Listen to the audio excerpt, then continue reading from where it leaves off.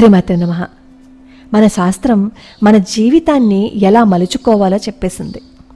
అవన్నింటినీ మనం తెలుసుకున్నాము అని అనుకోండి, మన జీవితం చాలా అద్భుతంగా ఉంటుంది. కొన్ని విషయాలను పైకి చెప్పుకోవద్దు, అలా చెప్పుకుంటే నీకే ఆపద, అలా అస్సలు చెప్పుకోకని మన శాస్త్రం చెప్పింది. అలా బయట వాళ్ళకి చెప్పకూడని 9 విషయాలు ఈ శ్లోకంలో చెప్పబడ్డాయి. ఆయుర్విత్తం గృహఛిద్రం రహస్యం మంత్రమౌషధం తపోదానావమానేచ నవగోప్యాని కారయేత్. ఆయుష్, ఆదాయము, వ్యయము, ఇంట్లోని కలహాలు, వ్యక్తిగత రహస్యాలు అంటే తనకే తెలిసిన లోపాలన్నమాట తన గురించి, మంత్రము, ఔషధము, తపస్సు, దానము, అవమానము. ఈ 9 విషయాలు అత్యంత గోప్యంగా ఉంచాలి. మనం ఇతరులతో బాహాటంగా చర్చించకూడని విషయాల్లో మొదటిది మన ఆయుష్. ఆయుష్ ఎలా తెలుస్తుందండి అంటారు. చాలామంది ఏం చేస్తూ ఉంటారు, జాతకాలు అవి వేయించుకుంటూ ఉంటారు కదా, దాన్ని బట్టి వాళ్ళు ఏం చేస్తారు అంటే విషయాన్ని బయటికి చెప్పేస్తూ ఉంటారు. అది చెప్పకూడదు. మనకున్న డబ్బు, మనకెంత సంపద ఉంది అనేది చెప్పకూడదు. అప్పు కూడా చెప్పకూడదు. ఆదాయము మొదలైన ఆర్థిక విషయాలను అనవసరమైన వాళ్ళ ముందు ఎప్పుడూ ఏకరవు పెట్టకూడదు. డబ్బుందని తెలిస్తే అప్పు అడిగే వాళ్ళు ఉంటారు, అప్పులున్నాయని తెలిస్తే అసలు మన దగ్గరికే రాదు, చాలా దూరంగా ఉంటారు. అలాగే భార్యాభర్తల మధ్య వచ్చిన చిన్న చిన్న గొడవలు ఏదైతే ఉంటాయో వాటిని అవసరం లేని వాళ్ళకి చెప్పాము అని అనుకోండి, అది 4 గోడలు దాటిపోతుంది. ఆ సమయానికి మన మనసులో కలిగే బాధ ఏంటి అంటే ఇంకొకరితో పంచుకున్నాం కదా అని ఆ సమయానికి మన మనస్సు చాలా తృప్తిగా ఉండొచ్చు. కానీ ఎప్పుడైతే పెదవి దాటి బయటికి వచ్చి ఇంకొకరి దగ్గరికి వెళ్ళిందో అది ప్రపంచం చుట్టేస్తుందనే విషయం మనం మర్చిపోకూడదు. అప్పుడు సమస్య ఏమవుతుంది, ఇంకా పెద్దదైపోతుంది. కాబట్టే జాగ్రత్తగా ఉండు అని మన పెద్దవాళ్ళు చెప్తూ ఉంటారు. అలాగే మిత్రుడు కదా అని సాంసారిక రహస్యాలను, ఇతర రహస్యాలను చెప్పేశాము అని అనుకోండి, ఆ మిత్రత్వం బాగున్నప్పుడు బాగానే ఉంటుంది. మనకి పద్యం కూడా ఉంది, కూరిమి గల దినములలో నేరములెన్నడూ కలుగ నేరవు, మరి ఆ కూరిమి విరసంబైనను నేరములే దోచుచుండు నిక్కము సుమతి.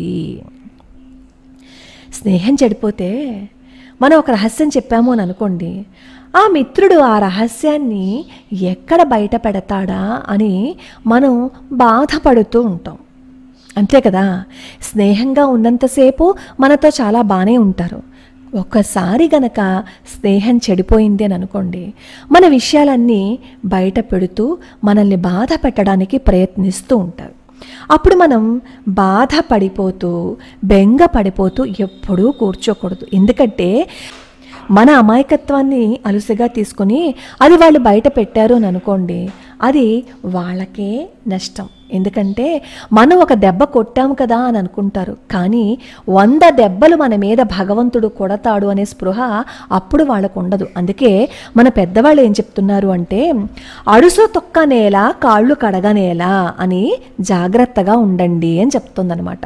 అందుకే ఏ విషయాన్ని ఎవరికి మనం చెప్పకూడదు. అలాగే మనకి గురువులు ఉపదేశించిన మంత్రాన్ని కూడా బహిర్గతం చెయ్యకూడదు. అలా చేశామని అనుకోండి, ఇది చేయకూడదు, అలా చేయకూడదు, మీ గురువుగారు ఇలా ఎందుకు చెప్పారు, ఇది మనం చేయకూడదు కదా అంటూ మనకి సలహాలు ఇస్తూ ఉంటారు. అప్పుడు మనకు అనుమానం వస్తుంది, అయ్యి బాబోయ్ ఎందుకురా తీసుకున్నాను, చేయొచ్చా చేయకూడదా అని చెప్పి నిరంతరము బాధపడుతూ ఉంటాం. మంత్రం తీసుకున్నాము అనే ఆనందం కంటే కూడా ఎందుకు తీసుకున్నాము అనే బాధ ఎక్కువైపోతూ ఉంటుంది. ఇంకొకటి మన ఔషధం. మనకున్న అనారోగ్యానికి వాడుతున్న మందుల గురించి అందరితో చర్చించకూడదు. ఎందుకంటే నువ్వు ఇక్కడ తీసుకుంటే బాగుంటుంది, అక్కడ చూపించుకుంటే బాగుంటుంది, ఆ డాక్టర్ చాలా బాగుంటాడు, ఈ డాక్టర్ చాలా బాగా చూస్తాడని సలహాలు ఇస్తూ ఉంటారు. అలా సలహాలు ఇచ్చినప్పుడు మనం ఏమనుకుంటాం, అయ్యో నిజమేనేమో, ఇక్కడ కాకుండా అక్కడ తీసుకుంటే బాగుంటుందేమో అని ఆలోచన చేస్తాం. అప్పుడు రెంటికి చెడ్డ రేవడి అయిపోతాం అనమాట. మనం చేసిన దానం గురించి కూడా ఎవరికీ చెప్పకూడదు. మనకి జరిగిన అవమానం గురించి కూడా ఎవరికీ చెప్పకూడదు. ఈ 9 ఇలాగే పాటించగలిగితే జీవితం అత్యద్భుతంగా ఉంటుంది. ఇలా ఇవన్నీ బట్టబయలు చేయకూడని అంశాలు. ఈ అంశాలని మనుస్మృతిలో ఎంతో తెలివిగా మనకి అందించారు. ప్రవర్తతాం ప్రకృతిహితాయ పార్థివః సరస్వతీ శృతిమహతాం మహీయతాం మమాపి చ క్షపయతు నీలలోహితః పునర్భవం పరిగత శక్తిరాత్మభూః.